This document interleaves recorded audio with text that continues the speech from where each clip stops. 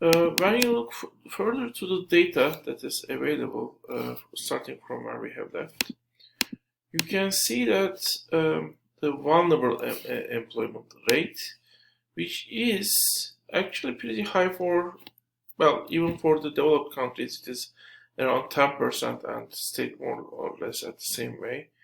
And for the emerging economies, it is all the way up to 76%. Developing economies, and for the emerging economies, it is 46%. So significant portion of the global workforce is actually, it might be more than half actually, is actually 1,426,000,000 people. We should look actually how much it makes of the total workforce. It is living under, no, in the world it's 42%, 42%. It is more than 40% of the workforce is working in the vulnerable employment, basically. When we look to the poverty rates, by the way, the ILO has defined two different poverty rates. One is actually less people who earn less than $1.9 per day. Multiplied it with 25 for regular working week, or 34 regular for well, someone who works every day, and you can find the income. If you want, you can multiply it with 2 for the possibility that 2 people in the house are working. So this is the extreme poverty rate for ILO. And then you have moderate poverty rate, which is between 1.9 to 3.10. Actual poverty rate that is calculated might be actually more than both extreme and working poverty rate when poverty line itself is calculated. So the extreme working poverty rate, it is in the emerging and developing countries together around 11, 10 and 10.2%. In developing countries, it is all the way up to, well, around 41%, although it is decreasing. Around 281 million people are living in extreme poverty, and around 414 million people are living in the moderate poverty, and that ratio is basically has remained the same in the developing countries, although in the whole world it is somewhat decreasing. So these are the first data points. Well, this is the share of the global workforce, and this is one of the interesting graphs. In 1990, Asia had the greatest share, but in 2030, it is expected that the Asian share is expected to decrease significantly. Southern Asia is expected to have a significant growth in share. Sub-Saharan Africa is actually expected to double its share. In Latin America and Southeastern Asia and Pacific, there are some increases expected. Of course, Western Europe, Eastern Europe expect a significant decrease. Arab states are expected to have an increase, although their overall share is relatively small. So this is basically the data on this. Basically, let's go down. These are the regions, and you can see just for Africa. Actually, you can look to the when you look to unemployment. Actually, it is not that bad, 7.9, except South Africa, which has a very high unemployment rate. But other indicators in South Africa might not be that bad, actually. I mean, at least they didn't give the other indicators. But when you look to the vulnerable unemployment rate, especially for the Sub-Saharan Africa, it is very high, 72%. And when you look to the extreme poverty, this 36% actually has fallen from 36% to 34%. It is very high. It is almost more than 1/3, and if you add the moderate poverty rate, it is another 24% basically. Together, they are above the 50%.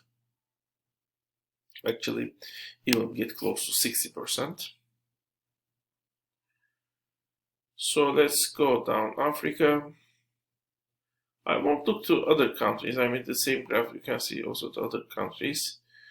This is not an interesting graph. This is not an interesting graph. This might be an interesting graph. These are the shares of the informal sector in different countries. In Latin America, this is Latin America.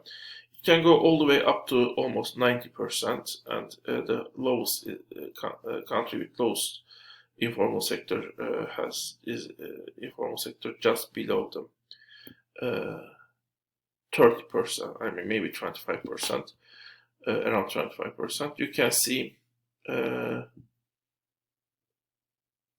Well, this is share of informal employment, by the way.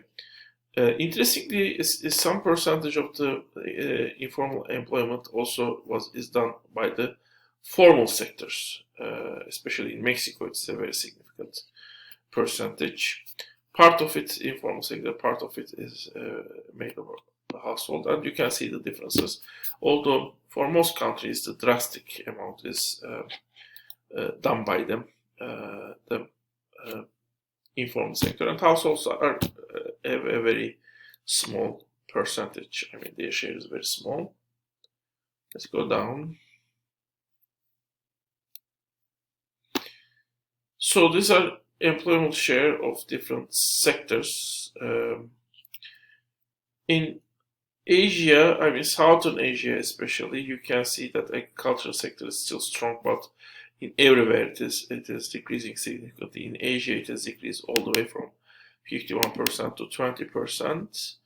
Manufacturing, on the other hand, in Eastern Asia has remained constant, and it is still small in many countries. Market services are actually very large in Southeastern and Eastern Asia. And non-market services, I mean, are also increasing. So you can see here actually how service sectors are, how they are dominating even the countries which are just experiencing transition from agriculture. Well, supposedly you might expect them to transit to the manufacturing sector. But basically, I mean, in many of these, actually, the agricultural labor force is now working in the service sectors. And this might be because globally service sectors are in higher demand. This is some data on informal sector in Eastern Asia, but let me skip this. Unemployment and potential labor force, where they add potential increase in labor force participation rate of the workable population. Let's go down. Job quality. You can see, again, for different countries the shares of different sectors. Here you also have mining and quarries, basically. Non-market services, market services, as you see, even in the lower middle income countries, they are increasing drastically. Everywhere, actually, the service sector is growing. It's not just the countries with developed agriculture. And this is interesting. It shows you in different countries the share of different types of employment types. For example, vulnerable employment is usually, if you look, agricultural sector is usually employing is source of vulnerable employment even in the developed countries, and it's also an important source of the informal employment. And as you see, mostly the education, health services, public administration, those are the ones where informal employment and vulnerable employment is least, basically. Non-market services, not that way. I mean, you can see there's a significant some contribution to the vulnerable employment and informal employment. And in manufacturing, market services, actually, you can see that there is both informal and basically the vulnerable employment, for example, in transportation and accommodation and food services, wholesale trade, basically.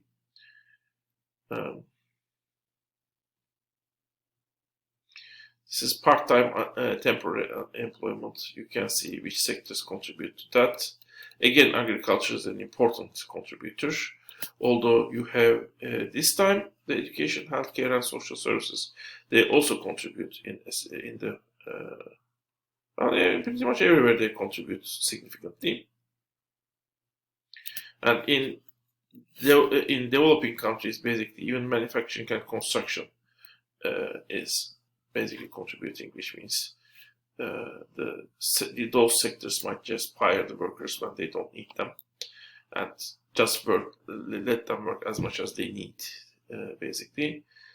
Excessive working hours and underemployment. Underemployment exists actually in healthcare, education, public administration in developed countries, as well as market services. As I said, the service sector is becoming uncertain.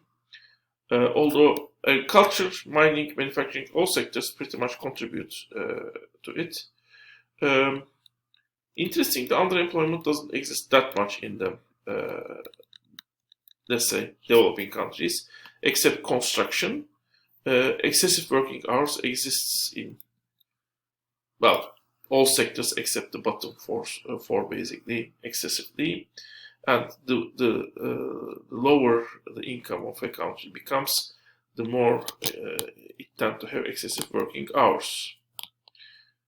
There's a part on SMEs. If you are interested, you can look to that. But I'm just passing it. This is old age dependency. Of course, it doesn't take into account some of the people might also working, but it divides the people over 65 age to the total workforce.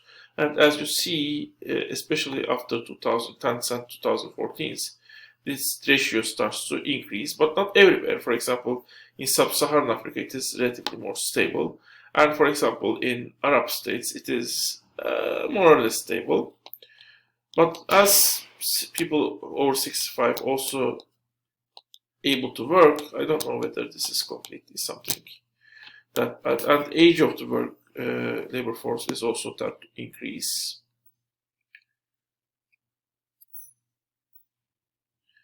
Lastly, I want to show you a final graph which exists for different regions, but I want to just show you the graph for the whole world.